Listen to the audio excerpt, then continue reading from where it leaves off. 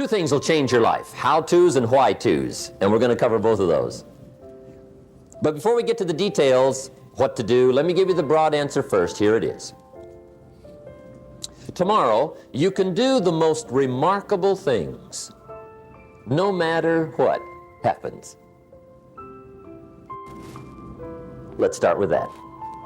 Human beings can do unbelievable things, incredible things.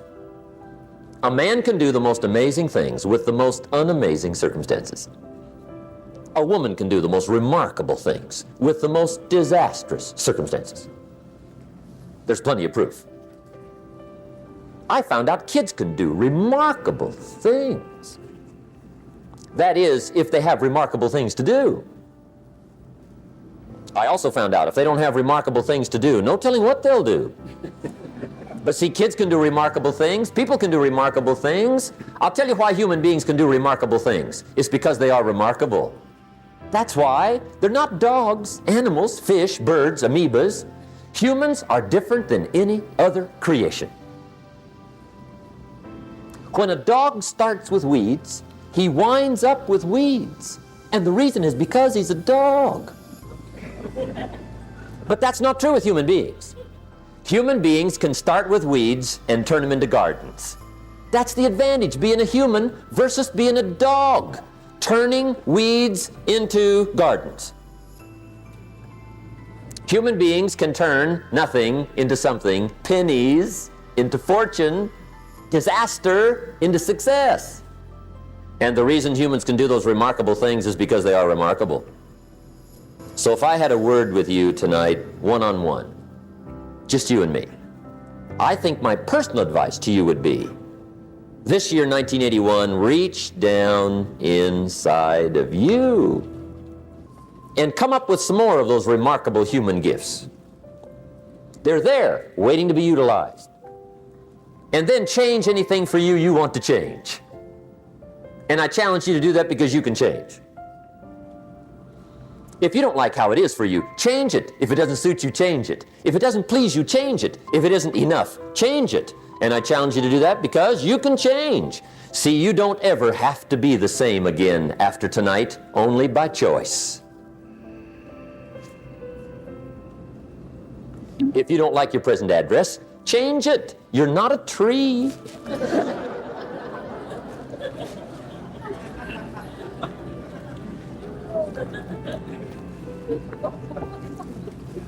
Now, let me give you 3 steps to personal development. Let's get down to the nitty-gritty.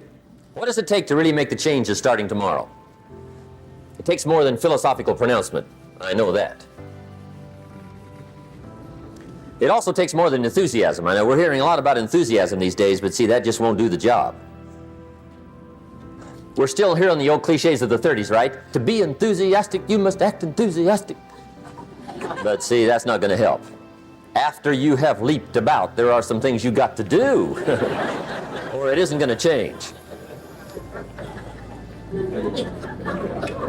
See, you can get all excited about lifting 200 pounds till you get to the gym. And then you need a new excitement. And the new excitement is called discipline. Major step to human progress. Discipline. If there's one thing to get excited over, that's it. Get excited over your ability to make yourself do the necessary things. What could you make yourself do starting tomorrow that would change it all? No telling. Now, see, that's exciting. On any given day, you can massively change the direction of your life. Murder is a clear example that any one person on any given day can forever alter the course of their life. It just happens to be a negative act. But just as sure as you can commit a negative act, you can also commit a positive act and forever alter your life, whenever you wish. Now that's exciting. And whatever that act might be that changes your life. The guy finally takes a shotgun to his car. and blows out every window, destroys every tire, puts 100 rounds in this shabby old thing. And he says, I have driven this embarrassing thing for the last time. And not only will I never drive it again, nobody else will ever drive it again. And he lets that shuddering thing stand there for a while as a monument to the day he said, today my life changes. Now who can do that? Anybody. When can you do it? Whatever day you pick.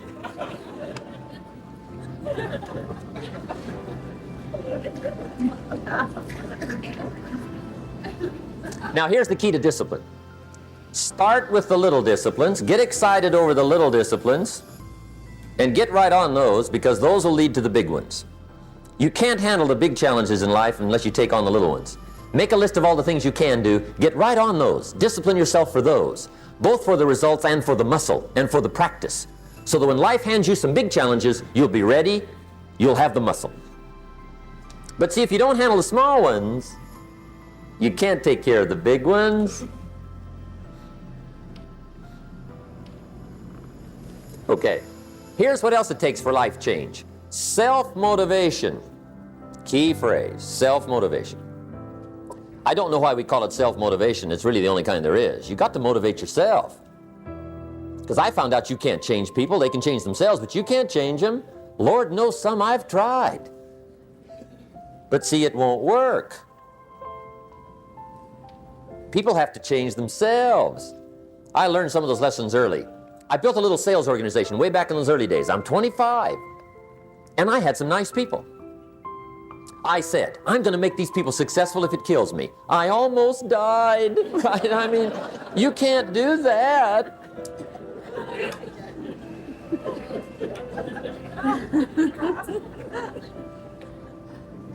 See, I've discovered this. Good people are not trained, they're found. You find good people. You don't make them good, you find them good. Training really is for the purpose of finding good people. You don't need much instruction for a good person. Too much training probably means you got the wrong people.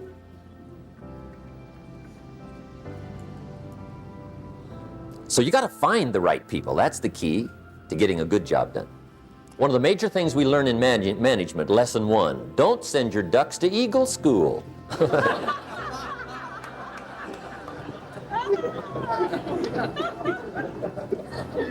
Because it won't help. I mean, I'm telling you, it won't help, no matter how good your school is. And the little eagle badge and little eagle hat, I'm telling you, it won't help. It won't help. You can tell whether your school's done any good, right, is when it's over, right? The duck goes for his first rabbit and makes him a friend. You say, no, no, no. Anyway, so it takes self-motivation to really alter your life.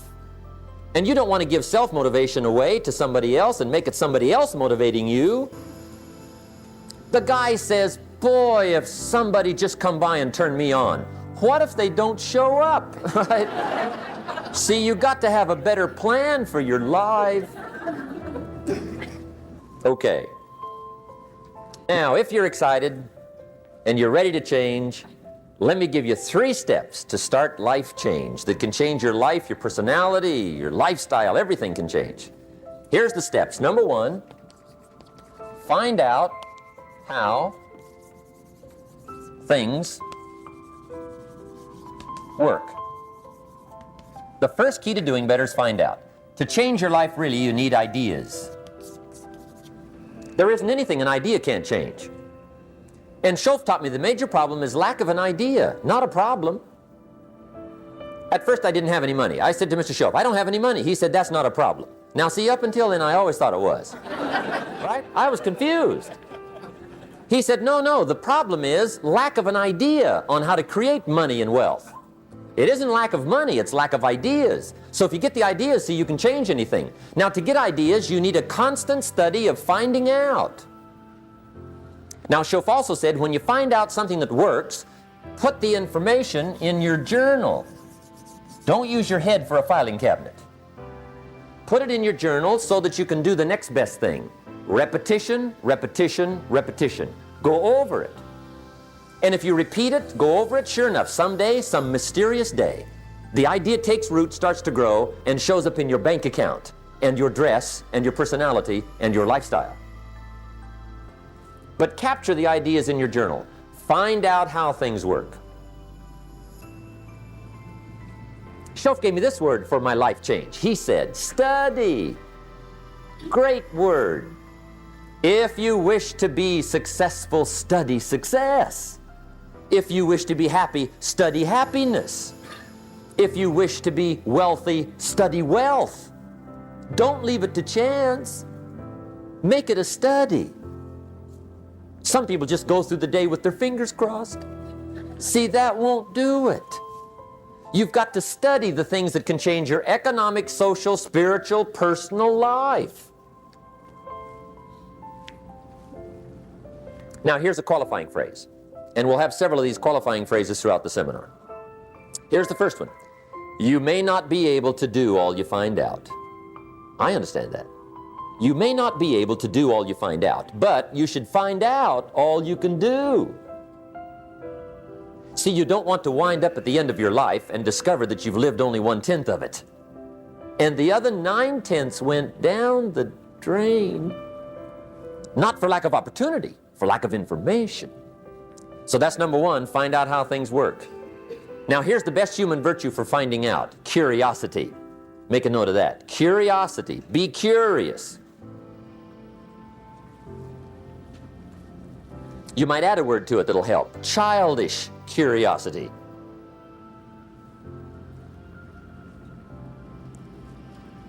What will kids do if they want to know something bad enough? Bug you, that's the phrase. They can ask 1,000 questions. You think they're through? They got another 1,000. They'll drive you to the brink. It's a virtue. When you gotta know, be like a child.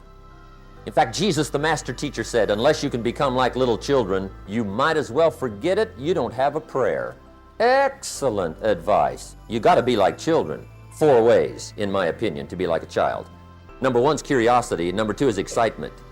Get excited like a child over your ability to make yourself do anything for change. 3rd is faith. Have faith like a child. Adults are too skeptical. And 4th is trust. Trust is a childish virtue, but the rewards are incredible. So be like a child. Now, if you're curious, let me give you 3 ways to find out how to change anything. Any life direction, any dimension. Here's 3 ways to find out how to change anything. Number 1 is to read. Become a good reader. All of the successful people I know and work with around the world, they're all good readers. Curiosity drives them to read. They gotta know. They just read.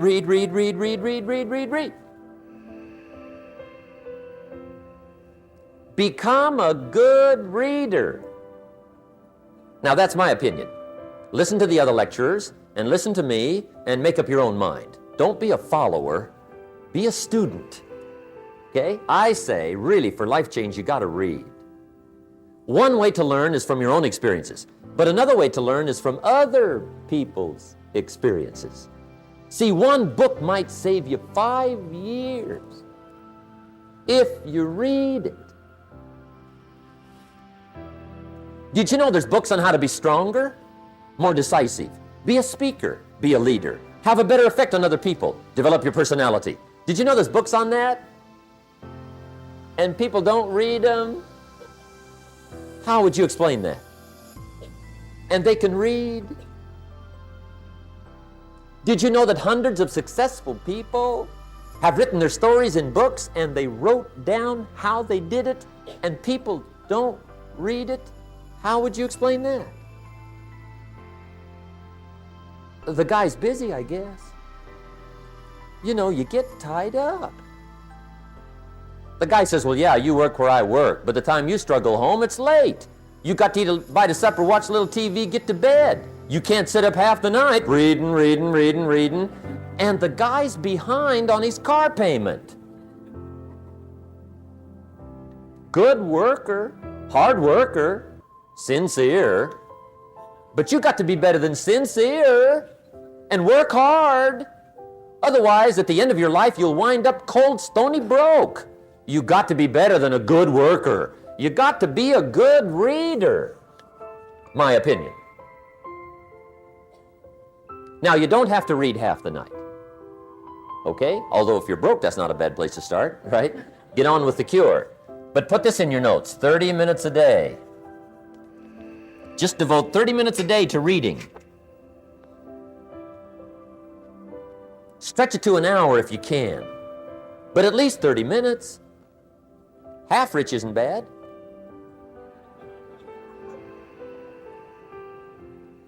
"30 minutes a day, read something positive, something challenging, something inspirational, something instructional. At least 30 minutes a day." And here's the next clue. Every day. Don't miss. Once you set this up, just don't miss. Miss a meal, but not your 30 minutes. Because you can get along without some meals, but you can't get along without some books. There's a Bible phrase that says humans cannot live on bread alone or just food. It says the next most important thing to food is words. Words nourish the mind, makes us different than animals and dogs. Words nourish the soul. So humans have to have food and words in order to be happy and healthy. I told my staff the other day, some people read so little, they've got rickets of the mind. They're undernourished mentally. So to get a good diet of words, I suggest good reading habits, 30 minutes a day. Now, some people don't read because they don't read well. I understand that. And the national average is fairly poor. People have fairly poor reading skills. They're still trying to operate on awkward old skills of the past, right? Reading one word at a time. And with such poor skills, when you read, the mind usually wanders. Because you can think about a lot of things. The mind is an incredible mechanism. And if you read poorly, the mind wanders around thinking of other things while you're trying to read. Did you ever read a page and wonder what it said? Right? Say, I got to read that again. Right? That's because the mind is just doing this job, right? Just wandering around. Did you ever read yourself to sleep? See, that's another problem. The mind says, who needs this? Just shuts off, right? Untaxed, right? Poor skills. Or a guy looks at a book, 500 pages, and says, no use starting, right? I mean, I'd never get through this one. Anyway, in our weekend seminar, we take a whole section, about 2-3 hours, and we go through reading skills. How to read a book a day is the title of that subject. And I'll tell you what, if you can read a book a day, it'll change your whole life. I mean, a book a day will change your whole life. Expose yourself to a whole variety of things. Spiritual, moral, personal, economic, history, geography, everything. I mean, you can really change if you read a book a day. So you might want to attend the weekend, get in on those reading class skills. It's incredible. A book a day will change your life. But hey, whether you read slow or fast, or whether you read awkwardly or whether you read well, here's the key. Read. Don't miss. Here's what reading is. Reading is tapping the treasure of ideas. That's what reading is. Tapping the treasure of ideas. And ideas can change any part of your life. And if you've got a good excuse not to tap the treasure of ideas at least 30 minutes a day, or spend the money and get the books, I'd love to hear it. Some people have excuses you wouldn't believe. I say, John, look, I got this gold mine. I got so much gold, I don't know what to do with it all. Come on over and dig. John says, I ain't got a shovel. I say, well, John, get you one. He says, you know what they want for shovels?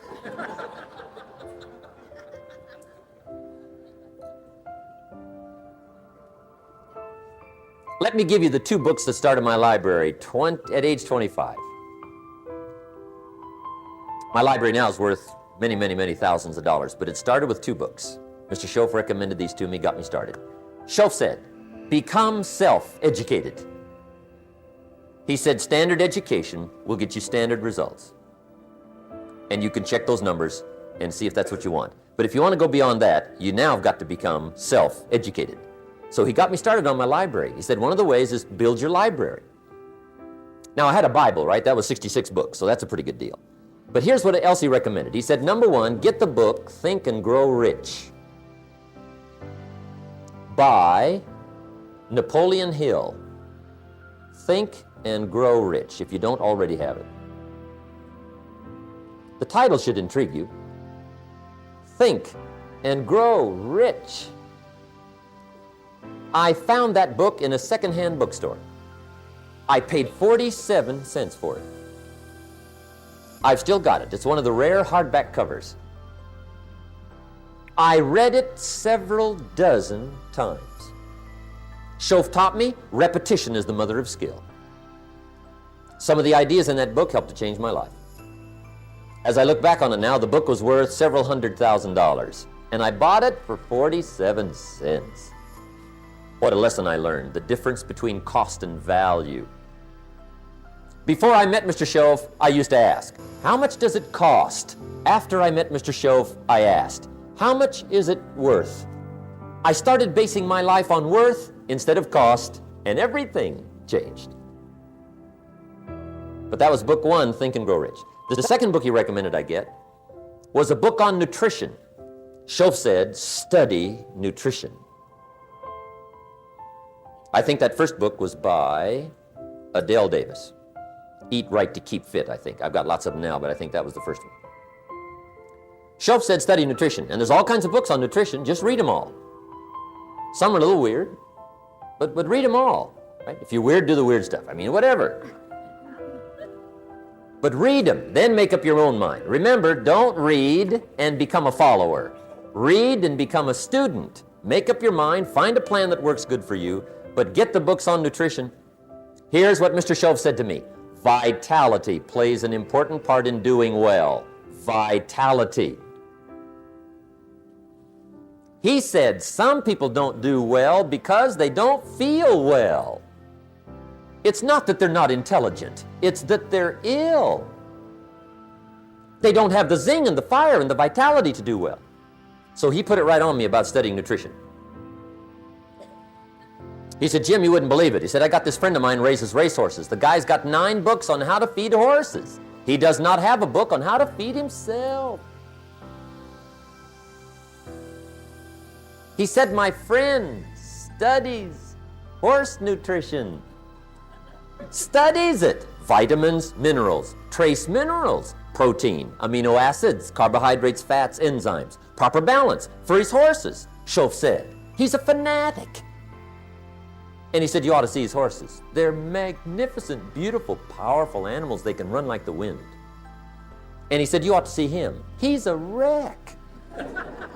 He said, the guy feeds his horses better than he feeds himself. Do you believe that? In my later studies, I discovered some people feed their dogs better than they feed their kids, if you can believe that. Anyway, I didn't mean to give you a health lecture here tonight, okay? But hey, take care of yourself. Work on that part because it's one of the answers to doing well. There's even a Bible phrase that says, many times the spirit is willing, but the body's weak. Now see you're in trouble. And that is a problem. You wake up in the morning and the mind says, let's go get them. And the body says, I can't even get out of bed. So you got to work on both sides of this, right? Okay. But get your library started. Get the books. Put it together. Books are the trademark of civilization. It's fascinating to walk into someone's home and browse through their library because your library says something about you. So put your reading together. Very important. Here's the second way to find out how to change your life. And that's to listen. Get around successful people and listen. Now, you can also learn from unsuccessful people. Take notes on both, negative and positive. On the negative, the notes are called What Not to Do. And you got to learn what not to do as well as what to do. So learn from the negative as well as the positive. Okay? Find out what poor people read and don't read it. Right? That's good information. Learn from the negative.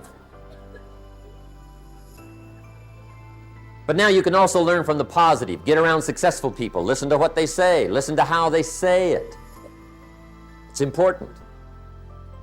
We've all got about 16 waking hours. Practice listening those 16 hours. And I say practice listening because listening isn't easy. I found out it's easier to talk than it is to listen. But if you will practice listening the 16 hours you're awake, sure enough, from surprising sources comes great ideas. In sales training we teach, if you want to learn sales, listen to the kids. Kids have got to be the master salespeople of all time. They have no equal. Father tells his young son, no, you cannot have an ice cream cone. 30 minutes later, he's licking on one. That'd be 30 minutes worth listening to. They got moves you wouldn't believe. Persistence runs deep like the ocean. And the kids never took a class on how to overcome objections. They already know how. They don't need classes. You tell kids no. That goes right on by. They give you 3 good reasons. You say no. It goes right on by. They give you 3 more. They're masters. So listen and learn. Now here's some of the best advice I've got for the whole evening. It won't get any better than this. This is it. Poor people ought to take rich people out to dinner and listen. That's some of the best I got. If a guy's not doing well, one of the first things he ought to do is find a guy that is doing well and offer to buy him his dinner. Spend $50, $60, $80, $100. Go for the full 9 course. Start him on the juices and hors d'oeuvres. Get him started talking. The salad takes 15 minutes. Keep it rolling. Biggest steak in town takes 45. Keep it rolling. Pour on the dessert. Stretch that meal out about 2 hours. If you get a successful person to eat and talk for 2 hours, they're liable to drop ideas in your lap, change your life. Multiply your income by 2, by 3, by 5. But you're right. Poor people don't usually take rich people out to dinner. That's the problem. The guy said he's rich, let him buy his own dinner. I'm not coming up with any money. And he says, besides, you work where I work. By the time you struggle home, it's late. You're lucky to get your own supper, let alone running around trying to find a rich man to feed. And the guy's behind on his house payment. Good worker, hard worker, sincere. But you got to be better than sincere. Work hard. You wind up broke. You got to be better than a good worker. You got to be a good listener. And remember, what you read and what you hear, put the good stuff in your journal. Now here's the third way to find out how to change your life. And that's to observe. You can pick up a lot of ideas just by watching. Get around successful people and watch. Here's why. Success leaves clues. Watch how the man shakes hands. Watch how the lady responds. People who do well do certain things over and over and over and over. And if you're clever, you can pick them up. Watch it all. If a guy's making $10,000 a month, I'd watch how he walks. Maybe that's it. Copy his funny little walk. Somebody says, well, that's kind of a silly walk. Say, it's 10,000. I haven't got the money yet, but I got the walk. It's bound to start somewhere. What I ask you tonight is to be unusual and be a good observer of what's going on. You can pick up ideas that can change your life starting tomorrow. Just be a more careful observer. Now remember, there's 2 ways to see. One is called sight. See with your eyes. The other one is called insight. See with your mind. See with your eyes, you'll see things. See with your mind, you'll see answers. Put your eyes and your mind to work. And the best advice on developing sight and insight is pay attention. Don't miss anything. In the weekend seminar we teach, one of the greatest fatalities to success is preoccupation, lack of concentration. The guy's mind wanders. See, you wind up average. You've got to learn to zero in and concentrate.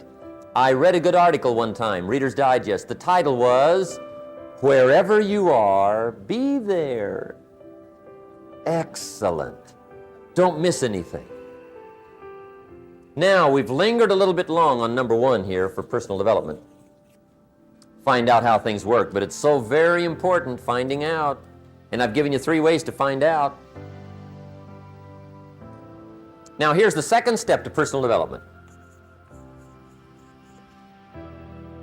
Okay, number 1 was find out how things work. Here's number 2, go to work.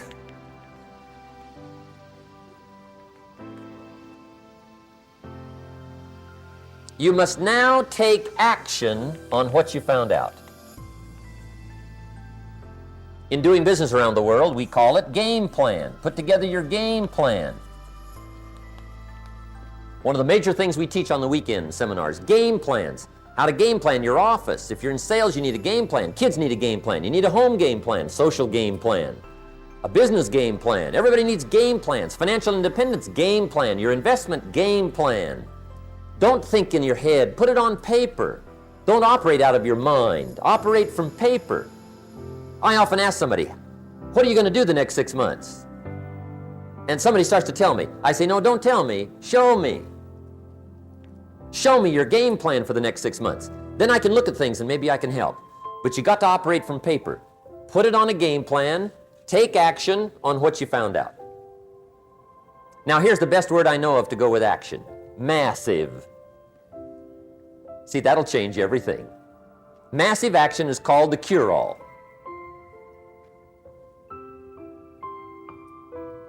If you're going to make calls, make a few thousand. If you're going to make contacts, make a few thousand. If you're going to knock on doors, knock on a few thousand. See, that'll change everything. Here's the language of the poor. I'll try it a time or two and see what happens. It's the way poor people talk. The guy says, well, I'll give it 30 days. 30 days. You could guess his bank balance. You've got to have a better game plan. So here's one of the major things to do starting tomorrow. Take a look at your game plan. If it isn't loaded with massive action, change it. Tomorrow. Action. The formula really works like this. Pick up a good idea, take heavy action. Pick up a couple of good ideas, take heavy action. That's the formula for success. Heavy action.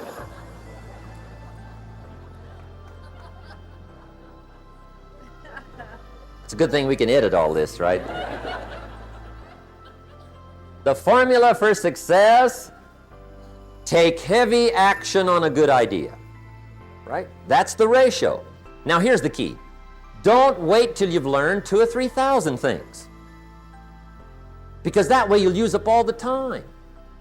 And you could wind up smart and broke. And hey, it's okay to be dumb and broke. But if a guy's smart and broke, that's pitiful. Don't let your learning lead to knowledge. You'll become a fool. Let your learning lead to action. You can become wealthy. And there's many kinds of wealth, I understand that, not just money. Money's one of the least of all values. I know some people with a lot of money that are very poor. Evita sings, as for fortune and as for fame, they are illusions. They're not the solutions they promise to be. So there's all kinds of wealth, but to get a big share coming your way, you've got to have a heavy action game plan. Now here's the third step to personal development, and we'll wrap up personal development. Step number 3, it's just a little caution, and all through life we need little cautions. This one simply says, don't try to beat the system. Find out how it works, work it, but don't try to beat it. Some people learn just enough to start slicing it, shading it, thinning it, cutting corners, and looking for cheap answers. See, don't fall for that. You'll wind up with a cheap life. Find out how it works best and do it that way. Even though it seems to take a little longer, do it right. Don't compromise with right. Now, under this step, here's another key. Be a quick learner. Don't let it take long to teach you. Learn quick. Don't run at the wall too many times.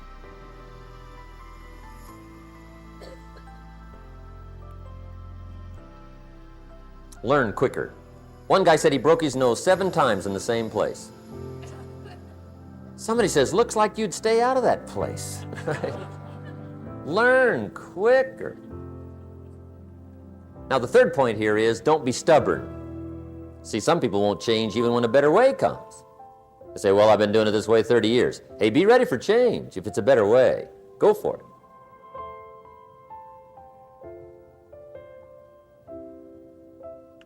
But don't try to beat it. Or you'll be like the guy that went to Las Vegas. He didn't have much money, so he didn't want to risk his money gambling. But he gets to Las Vegas and the jackpot bells are ringing, the money's flowing, the lights are flashing, and he can't help himself. He's got to gamble.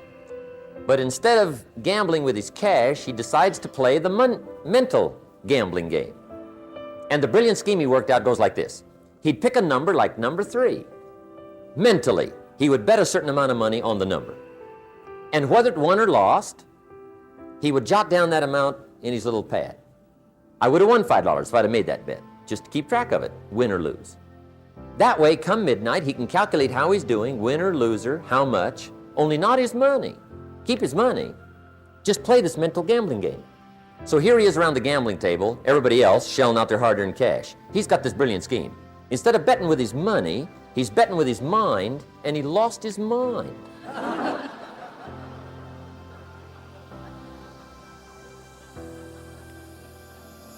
Which means don't try to beat the system, I guess. Okay, we have covered personal development. By the way, it's the longest subject, so take heart. The rest of them are a lot shorter.